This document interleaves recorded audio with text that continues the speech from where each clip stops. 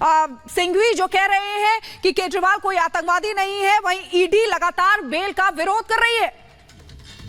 देखिए, कई अहम ऑब्जर्वेशन से यहाँ पर जो टिप्पणियां चल रही हैं, जिसमें साफ तौर पे ये कहा गया है, जो सॉलिसिटर जनरल हैं वो कह रहे हैं कि मेरी जानकारी के मुताबिक अदालत ने आज तक ऐसा कोई आदेश नहीं दिया है, ये बिना किसी मंत्रालय के मुख्यमंत्री हैं, यानी कोई भी मंत्रालय नहीं है। ये जो दलील दी जा रही है सिंघवी की ओर से कि जरूरी है इनको जमानत देना क्योंकि बहुत सारे काम पेंडिंग है, जिस पर कोर्ट ने कहा है कि अगर आपको जमानत देते हैं क्योंकि चुनावों का वक्त और अगर आप अपने कार्यालय में जाते हैं तो फिर ये आगे किसी तरह से प्रभावी नहीं होगा या आप प्रभाव नहीं डालेंगे। ये तमाम चीजें हैं जो इस वक्त जो टिप्पणियां चल रही हैं उसमें अगर आप देख सकते हैं दोपहर 2 बजे इस मामले की अब सुनवाई की जाएगी। बड़ी खबर इस वक्त इस बीच में बता देती हूं, सुप्रीम कोर्ट अंतरिम जमानत पर आज ही आदेश जारी करेगा क्योंकि कोर्ट ने साफ तौर पे कह दिया है क्योंकि चुनावों का वक्त और इसीलिए हम इस फैसले को सुरक्षित नहीं रख सकते हैं। अगर चुनावों का वक्त नहीं होता तो फिर फैसला सुरक्षित रखा जा सकता था, लेकिन अभी बड़ी जानकारी बता दें कि अब 2 बजे इस मामले की फिर से सुनवाई शुरू होगी और आज कोर्ट का रुख क्या रहता है ये बहुत अहम है। लेकिन जिस तरीके की टिप्पणी चल रही है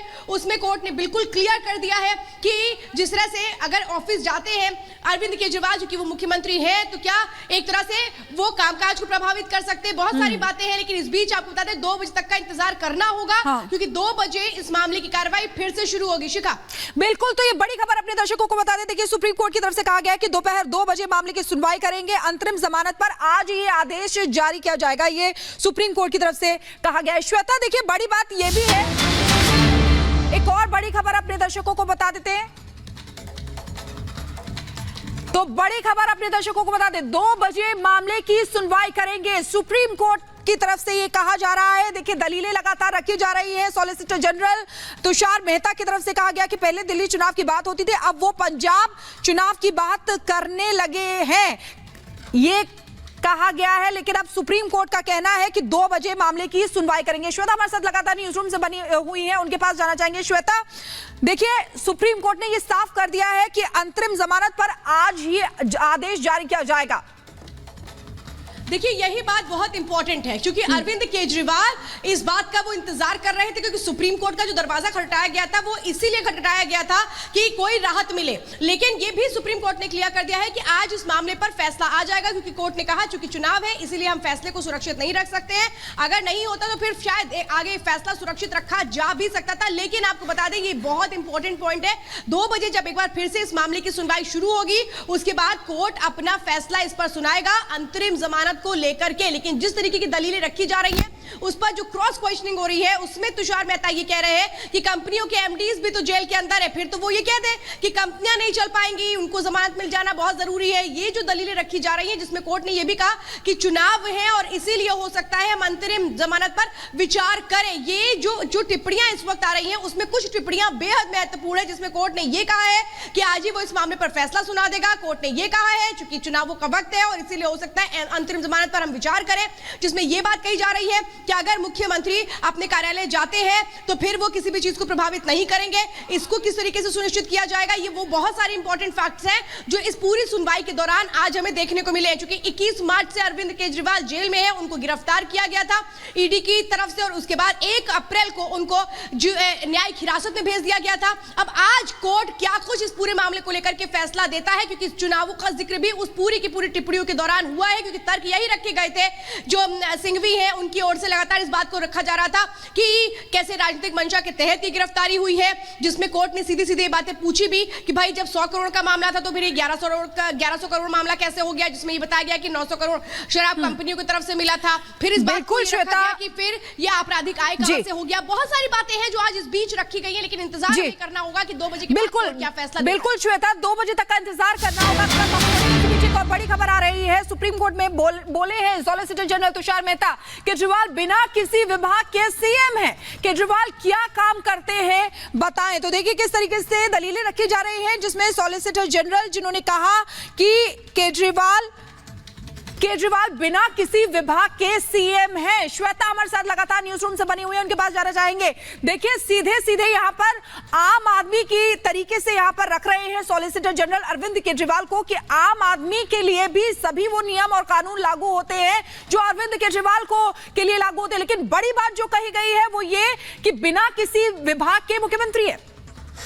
देखिए, इस बात को चूंकि रखा गया था अभिषेक मनु सिंघवी की ओर से कि मुख्यमंत्री हैं अरविंद केजरीवाल, तमाम मंत्रालयों को संभाल रहे हैं, दिल्ली की फिक्र है और दिल्ली की जनता के वो जो अहम फैसले हैं वो किस तरह से रुके हुए हैं, जिस पर जवाब दिया गया है सॉलिसिटर जनरल की ओर से। वो कह रहे हैं कि आप जिन मंत्रालयों का जिक्र कर रहे हैं वो अरविंद केजरीवाल के पास है ही कहां, आखिर वो किस मंत्रालय को संभालते हैं, वो तो बिना मंत्रालय के ही मुख्यमंत्री हैं। इसका तर्क दिया जा रहा है, यानी कि जो बात कही गई है कि जमानत मिलना क्यों जरूरी है, जमानत मिलने के लिए जो आधार बनाया जा रहा है अभिषेक मनु सिंघवी की ओर से, उसमें ये ग्राउंड बहुत महत्वपूर्ण तरीके से रखा गया है कि आखिर जो सरकार है वो कैसे चलेगी जेल से। इसके लिए अरविंद केजरीवाल का बाहर आना जरूरी है और इस पर ये जो क्रॉस एग्जामिन है, क्रॉस एक तरह से क्वेश्चनिंग है, उस पर जो जवाब दिया गया है वो यही दिया जा रहा है कि आखिर ये किस तरीके की बात है, ये जो तर्क है ये बिल्कुल बेबुनियाद है, क्योंकि अरविंद केजरीवाल मुख्यमंत्री जरूर है लेकिन उनके पास तो कोई मंत्रालय ही नहीं है। बिल्कुल बात कही जा रही है कि ये किस तरीके के मुख्यमंत्री है और अब ये 2 बजे तक का इंतजार हमें करना होगा। बिल्कुल श्वेता, हमें 2 बजे तक का इंतजार करना होगा। और इसी बीच एक और बड़ी खबर अपने दर्शकों को बता दें, क्योंकि देखिए एक बड़ा आरोप और आम आदमी पार्टी के खिलाफ लग रहा था, जिसको लेकर अब आम आदमी पार्टी के खिलाफ दिल्ली में प्रदर्शन हो रहा है। आतंकी संगठनों से पैसे लेने का आरोप लग रहा था और अब आम आदमी पार्टी के खिलाफ दिल्ली में ये प्रदर्शन हो रहा है। देखिए एक और बड़ा आरोप लगाया जा रहा था आम आदमी पार्टी को लेकर कि किस तरीके से आतंकी संगठनों से पैसा लिया गया है और उसी को लेकर आम आदमी पार्टी के खिलाफ अब दिल्ली में प्रदर्शन हो रहा है। ये बड़ी खबर आपको बता दें। देखिए अरविंद केजरीवाल की मुश्किलें लगातार बढ़ रही हैं और इसी बीच जो अंतरिम जमानत है उस पर भी अभी 2 बजे तक का इंतजार करना होगा। ये प्रदर्शन की तस्वीरें आपको दिखा रहे हैं। देखिए किस तरीके से ये प्रदर्शन हो रहा है। यहाँ पर आम आदमी पार्टी के खिलाफ प्रदर्शन हो रहा है, क्योंकि हमने देखा था वो समय कि किस तरीके से लोग परेशान हुए थे। अब आतंकी संगठन और खास तौर से आतंकी संगठनों से पैसे लेने का आरोप आम आदमी पार्टी पर लगा है और आम आदमी पार्टी के खिलाफ ये दिल्ली में प्रदर्शन हो रहा है।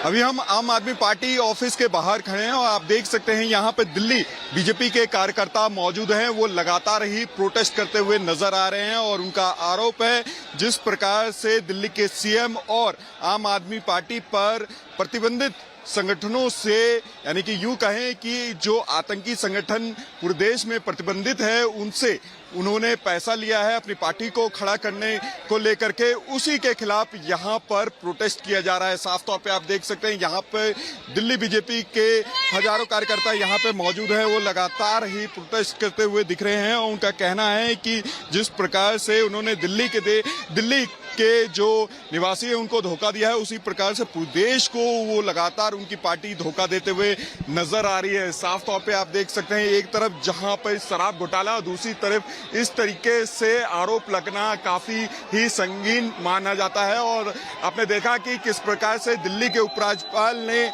जो एमएचए को भी इस बात को लेकर के ये सिफारिश की गई है कि इस पूरे मामले में एनआईए की जांच हो। और साफ तौर पे आप देख सकते हैं यहाँ पर जो तमाम लोग हैं, जो वो कार्यकर्ता हैं, वो प्रोटेस्ट करते हुए नजर आ रहे हैं। लोगों से भी हम बात करने की कोशिश करते हैं। आप लोग प्रोटेस्ट में यहाँ पर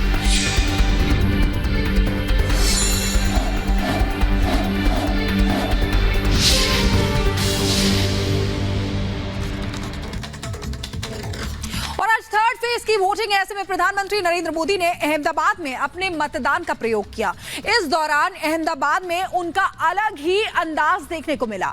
वहां वो बच्चों के साथ मस्ती करते भी दिखाई दिए और वहां से उन्होंने देश को संदेश भी दिया।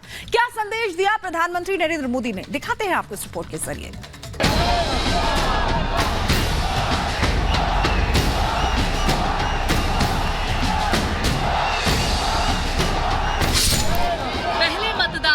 जलपान। लोकतंत्र के इस महामंत्र की अहमियत आज पीएम मोदी ने एक बार फिर से देश को अहमदाबाद से समझाई।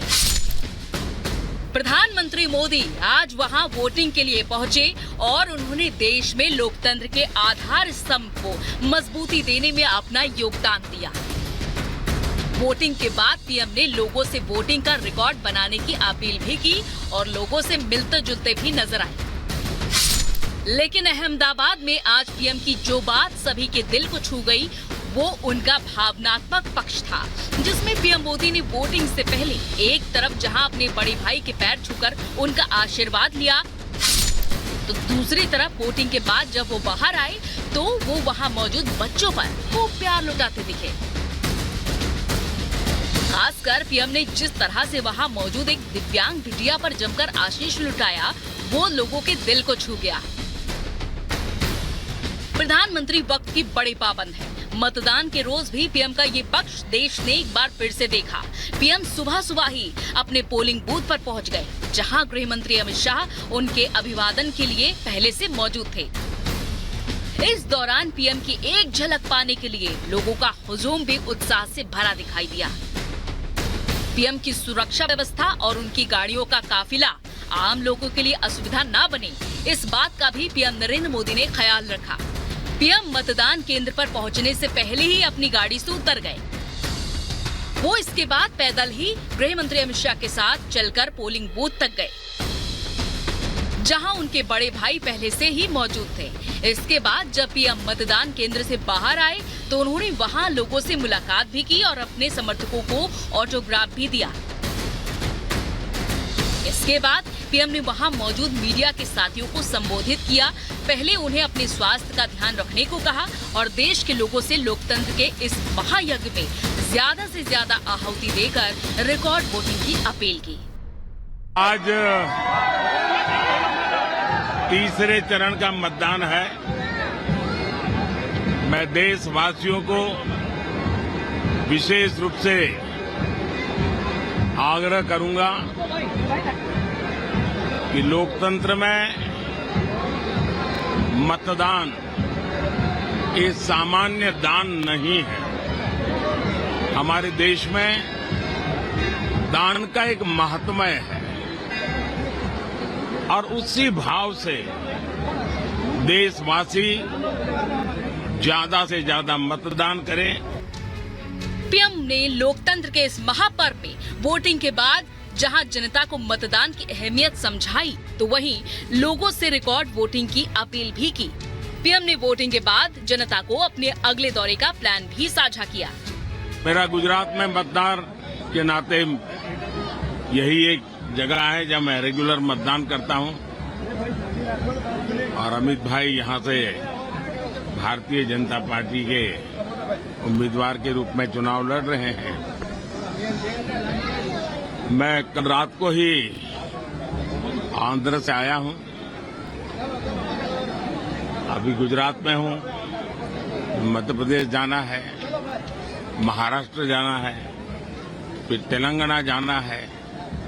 तो इतने कम समय में मैं ज्यादा बात तो नहीं कर पाऊंगा, लेकिन मैं गुजरात के मतदाताओं को भी और देश के मतदाताओं का भी हृदय से आभार व्यक्त करता हूं, जो उत्साह उमंग से मतदान में हिस्सा लेते हैं। आपको बता दें कि प्रधानमंत्री अहमदाबाद के जिस पोलिंग बूथ पर वोटिंग के लिए पहुंचे, वो गांधीनगर लोकसभा सीट के अंतर्गत आता है और इस सीट में एक तरफ जहां बीजेपी से गृह मंत्री अमित शाह प्रत्याशी हैं, तो वहीं दूसरी तरफ कांग्रेस ने इस सीट पर सोनल पटेल को मैदान में उतारा है। लेकिन जिस तरह से यहां वोटर्स बीजेपी को लेकर उत्साहित दिखे, इसमें शक नहीं कि इस सीट पर इम्तिहान बीजेपी प्रत्याशी अमित शाह का नहीं, बल्कि बाकी राजनीतिक दलों के प्रत्याशियों के लिए है। Bureau report, Republic Bharat.